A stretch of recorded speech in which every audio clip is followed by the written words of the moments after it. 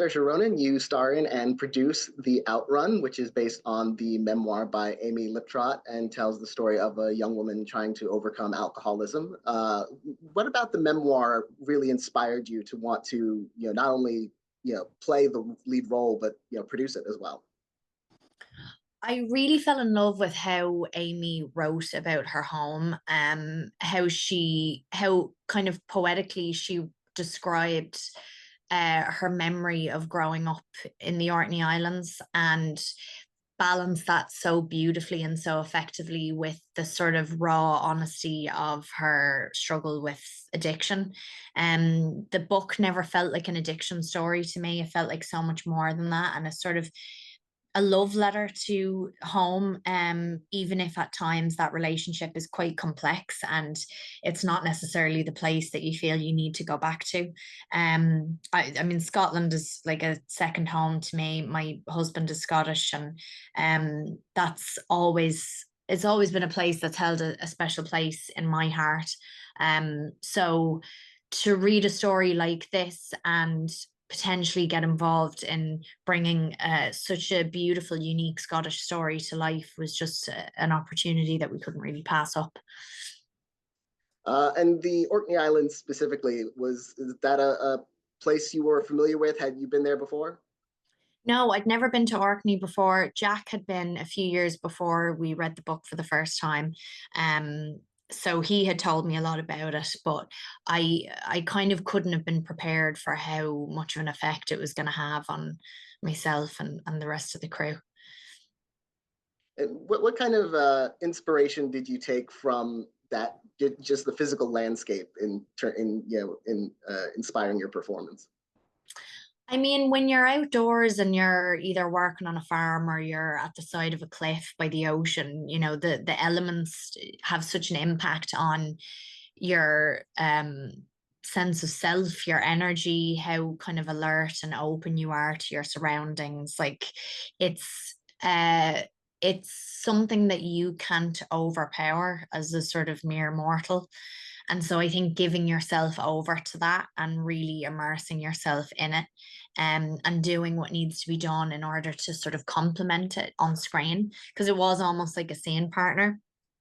That was an amazing feeling. And, I have always been more comfortable being outdoors and sort of in more remote parts of the world. That's where I feel happiest. So it didn't really feel like a stretch for me to work in a place like that. And how difficult is it, trying to work as an actor and a producer on the same film? Like, were you constantly juggling roles and keeping a lot of complex details in your head? No, I wasn't. I mean, I would, it didn't feel like I was constantly juggling roles. It all felt quite organic. When I was acting on set, I was purely focused on that. And when I needed to make more sort of production focused decisions, it was kind of a welcome break from what we were doing anyway. I mean, I've acted for so long now and I love it, but you do get to the point where you need more and you need more responsibility. So I felt very kind of invigorated by this new role that I found myself in.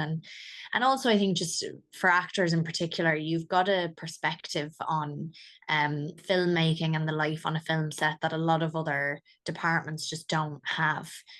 You kind of work very closely with camera, sound, your director, your writer, the other cast, hair and makeup, costume. So to be able to sort of implement everything that I've learned over the years in order to hopefully make a set an even nicer place to be, that was it was just an honor, really. It was very exciting to be given more responsibility or to take more responsibility.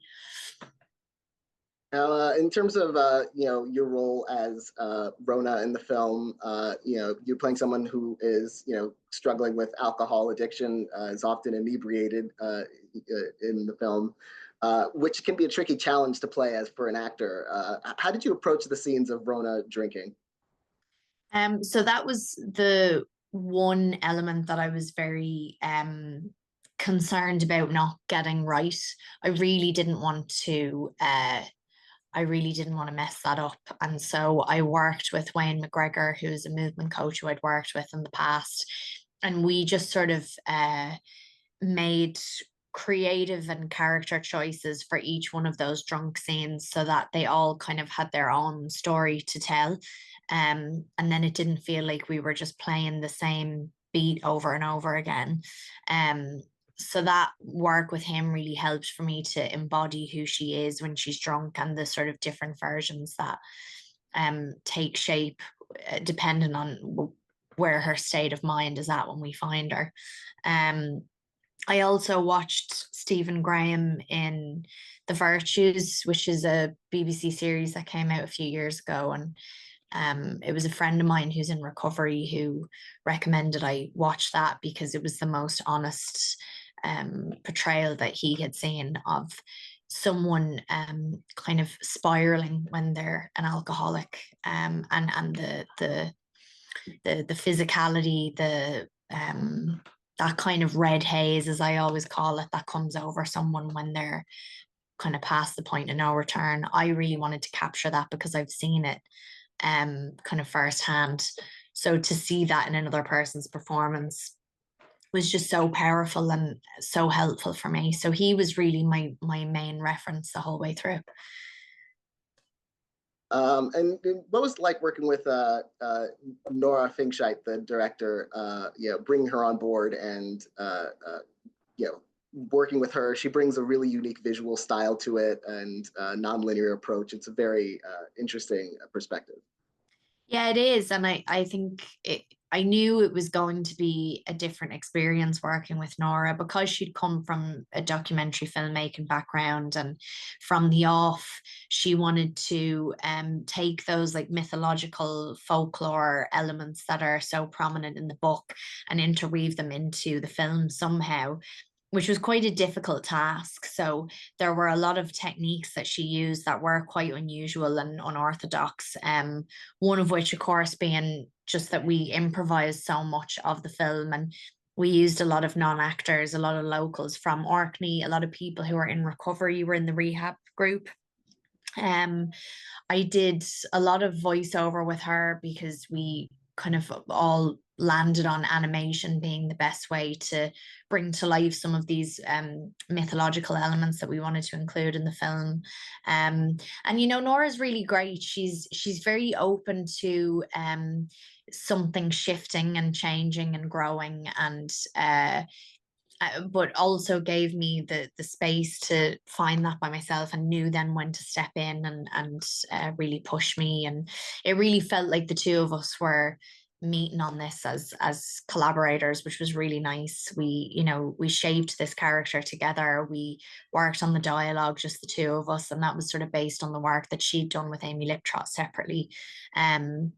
We essentially worked off of a treatment as opposed to a script, which scared me, but it was a really interesting process. And I think once I gave into that, it was actually very freeing. So I loved working with her. She sets an atmosphere on set that's very calm, very solid, and there was never any shouting. Everyone knew where they stood, and it was a really nice set to be on.